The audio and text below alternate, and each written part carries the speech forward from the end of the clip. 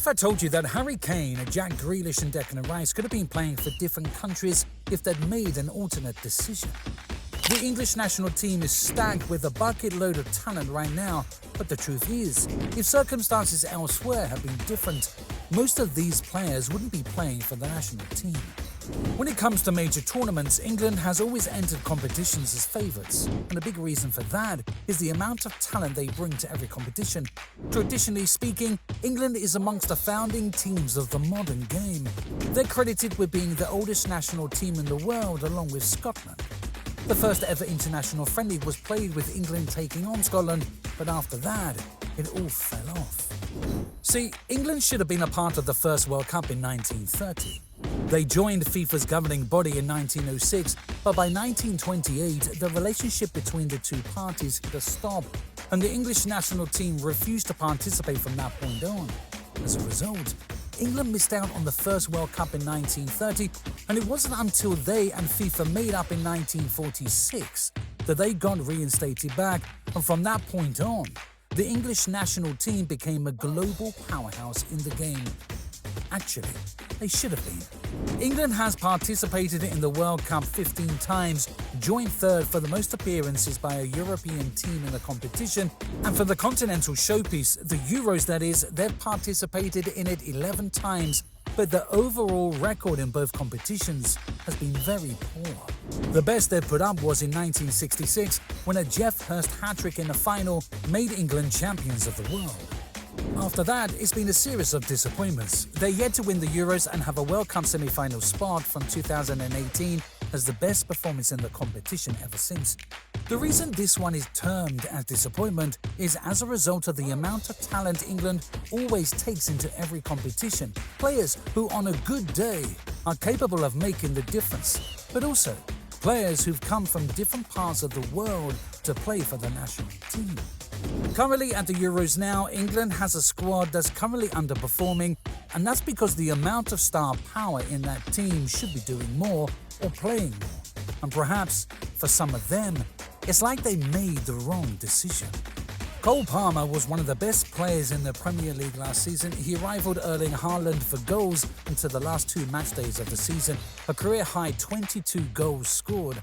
Palmer's contributions took Chelsea to a European spot last season, and on a personal level, he made the England team to the Euros, but it's been 2 games played, and he hasn't gotten a single minute at the Euros. The thing is, had Palmer chosen a different country, he might have been playing CONCACAF football instead of the Euros. See, Palmer's dad is from St Kitts and Nevis. His dad, Palmer's granddad that is, migrated from there in the 1960s to find a better life for his family, had Cole's dad there, and now Cole's part of a legacy that stretches from North America to the biggest stage. Amazing. But he's just one on the list of players who could have been playing for different countries at the Euros. To the English backline now, and it's the ever-versatile Joe Gomez. His ability to play across multiple positions makes him an important member of the team, but on the flip side, before getting into the team back in March, Gomez hadn't played for the national team in over 4 years. Odd, because he was once captain of the under-21s and played for the Three Lions at every level of youth football. And if he had chosen differently, he might have been a regular for the Scorpions. Gambia. See, Gomez was born to a Gambian dad and an English mum, but he spent all his life in England, and it only made sense to him to represent the English. Still in defence, there's an emerging talent who, if things worked out differently, could have been playing in a different continental competition earlier in the year. Mark Guéhi, Crystal Palace's captain, made his tournament debut for England this summer, and he's been rock solid at the back. I bet Guéhi's hoping his decision to play for the Three Lions comes off great, especially after rejecting a call from his country of origin that went all the way to Africa. Ivory Coast. Guéhi was actually born in the Ivory Coast, but he and his family moved to England when he turned 1. He joined the setup at Chelsea and remained in London ever since, including the move to Crystal Palace. Just like Guéhi, another competition debutant in the team may just have been repressing another country at the African Cup of Nations earlier in the year. Ezri Konsa. He was a key part of the Aston Villa team that took the Premier League by storm last season, helping the Villains qualify for the Champions League. When it comes to Konsa's international career, he's been part of the national team since 2017, playing at both under-20 and under-21 levels for England. He made his senior team debut in March, but it could have been earlier had he decided to pick one of the two countries he was eligible for. Konsa's dad is from Congo and his mum is Angolan. If he had decided to make the switch, it probably would have caused a family war, trying to pick a side. Still in defense, and there's one guy whose genetic descent kind of explains why he's got superpowers on the pitch. Kyle Walker.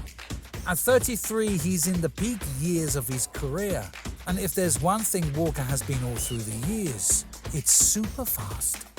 Moves like a bullet train, and there's a reason for that. I could tell you that one day he was playing around YouTube trying to subscribe to the channel by hitting that button down below and found a secret hack to get super fast, or I could just show you his country origin of descent. Yep, Walker has Jamaican roots from his dad's side, and these guys are fast. It's into midfield now, and there's another generational talent that could have been playing for a different country in a different competition this summer. Trent Alexander-Arnold, and his roots take him way back. See, according to a report by the New York Times article, Trent was eligible to play for the United States men's national team through his grandma. And it's even reported that she dated Manchester United's legendary coach Sir Alex Ferguson back in the 1980s. Now that's some deep history.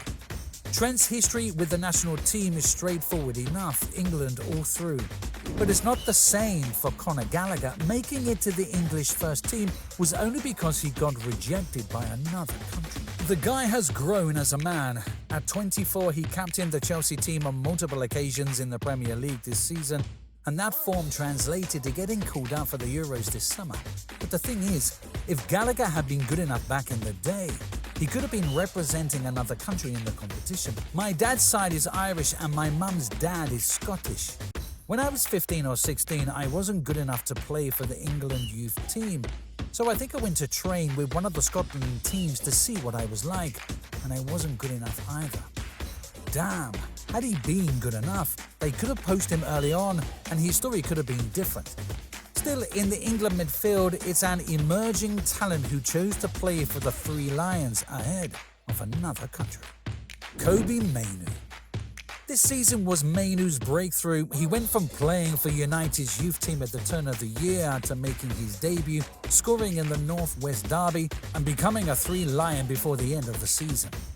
Mainoo had a choice to represent another team though. His parents are from Ghana and migrated to Manchester in the mid-2000s when he was born. Imagine Mainoo repping Ghana now. What could have been? A story the Irish fans are too familiar with after seeing one of their own go away again. When Declan Rice made his debut for the Irish national team, it was with a lot of excitement. Fast forward to 2024 now, and the story is different. Rice is now a mainstay in the English national team. He was eligible to play for Ireland thanks to his grandparents, but he later chose England when the opportunity came calling. Just like Footballerz Eze, after months of speculation with another national team. After making waves in the 2020-21 season with Crystal Palace, Eze could have been a part of England's team to the Euros that summer had it not been for an Achilles tendon injury. After that, another national team used this as an opportunity to try and poach him. Eze's parents are from Nigeria, and his case was so tense that the president of the Nigerian Football Federation even visited him in an attempt to convince him to switch. Eze chose to stay with England, and now he's with them at the Euros. Just like Eze, Bukayo Saka was a topic of contention for both England and Nigeria in 2019. Thanks to his parents, Saka was eligible to play for Nigeria, but he chose England instead. Guess there's just something about wearing that Three Lions jersey that attracts the best of the very best. Look no further than this guy. Captain of the national team now, but if he had chosen differently, Kane could have been banging the goals for another country, Ireland. Kane has Irish descent through his dad who's from Galway, but he chose to represent England and is reaping the rewards. Same with Ollie Watkins and Ivan Toney. The duo both had the chance to represent Jamaica having roots in the country, but in the end, it was England or nothing for them. And now, both Tony and Watkins are playing at the Euros for the Three Lions. Add this to Anthony Gordon choosing to play for England over Scotland and Ireland, and at this point, it's probably an English thing. England over the years has been a collection of talent from different parts of the world. From players back in the day like Sol Campbell, Ian Wright, John Barnes, David James and Rio Ferdinand, to Raheem Sterling, Dele Alli, Marcus Rashford, the English national team hasn't exactly been a collection of players from the country alone. The FA has been open to a diversification policy that allows players born in the country or with roots in the country to stand a chance of representing the national team, so long as they've subscribed to Footballerz First.